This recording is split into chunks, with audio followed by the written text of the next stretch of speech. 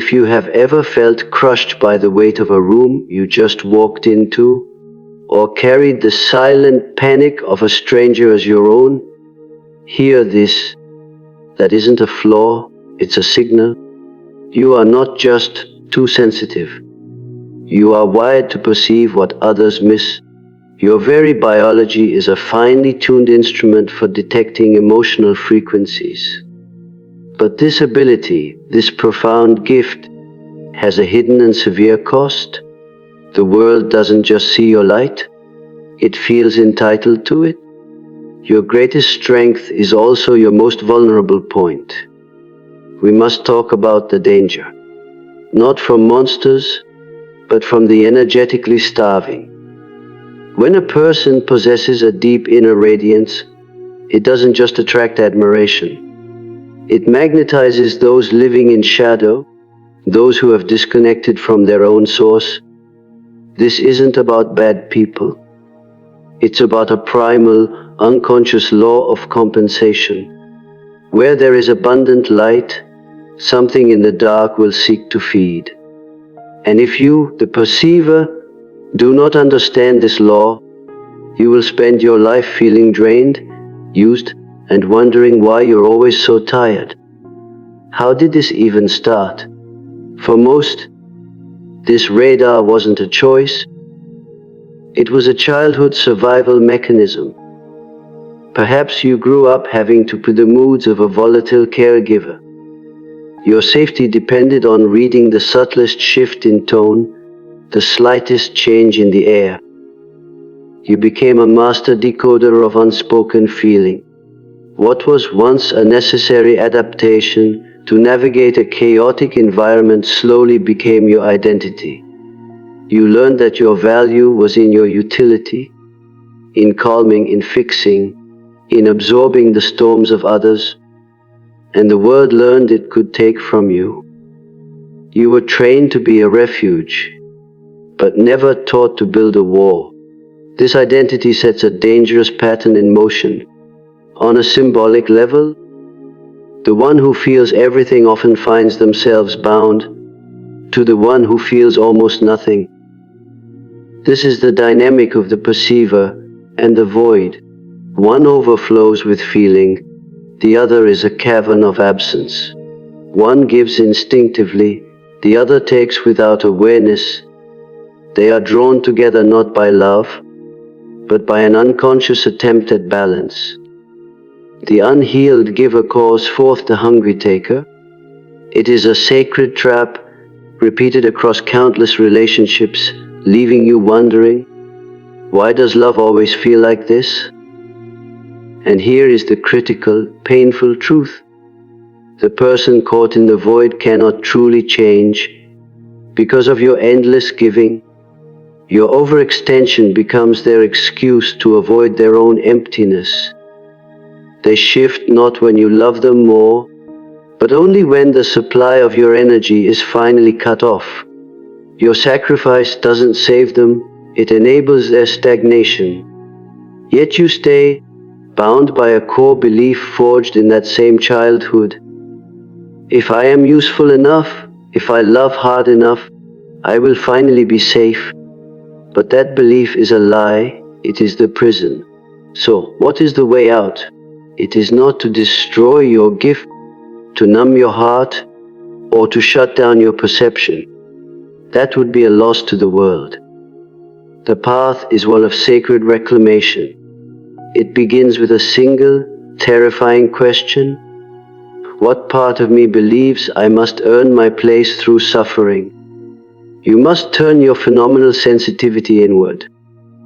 Right now, you use it as an antenna, scanning the emotional field of everyone around you.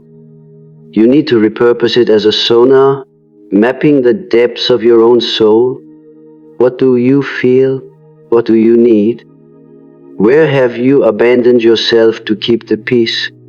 This inner turn is the first, non-negotiable step. Your heart is a compass, but you've been letting it navigate for everyone else's journey.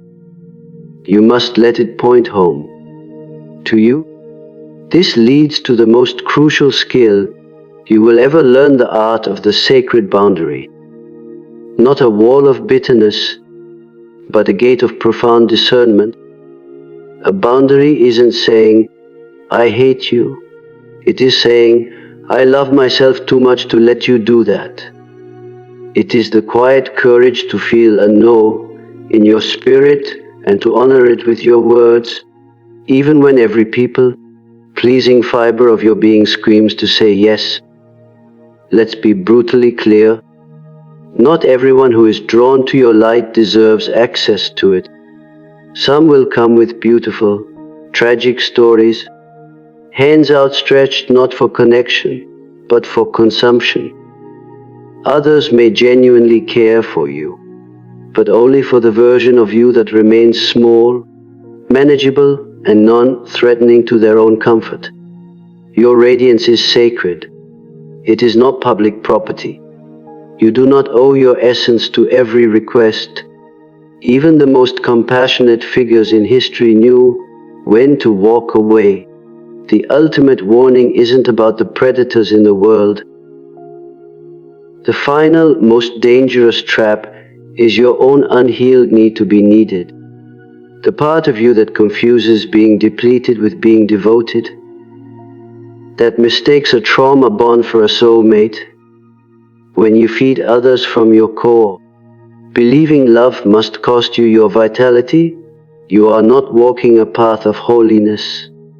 You are reenacting an ancient script of self-erasure. And that script only ends in one place: burnout.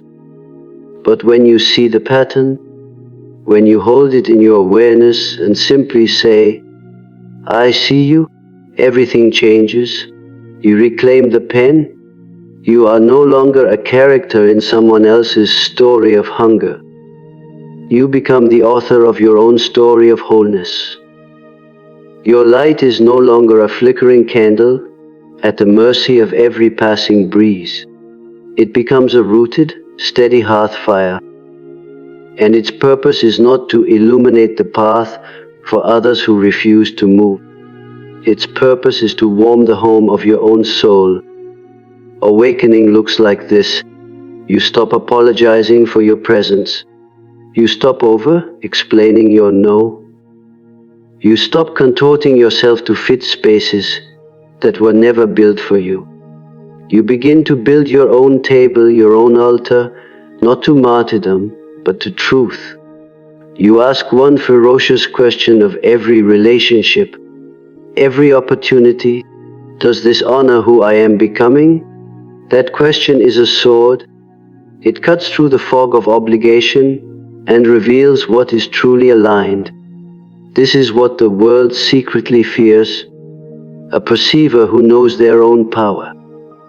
Because when you know it, you are no longer easy to manipulate.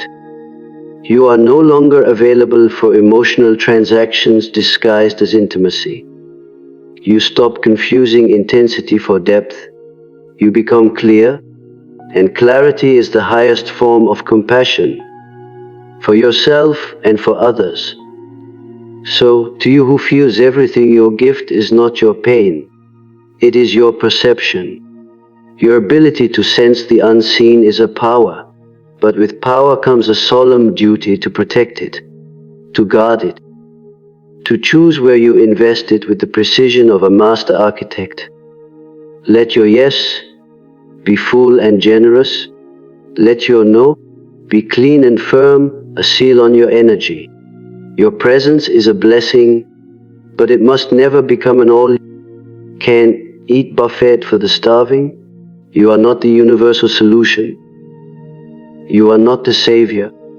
You are a sovereign being. And the moment you fully, unshakably believe that, the world will stop feeding on you.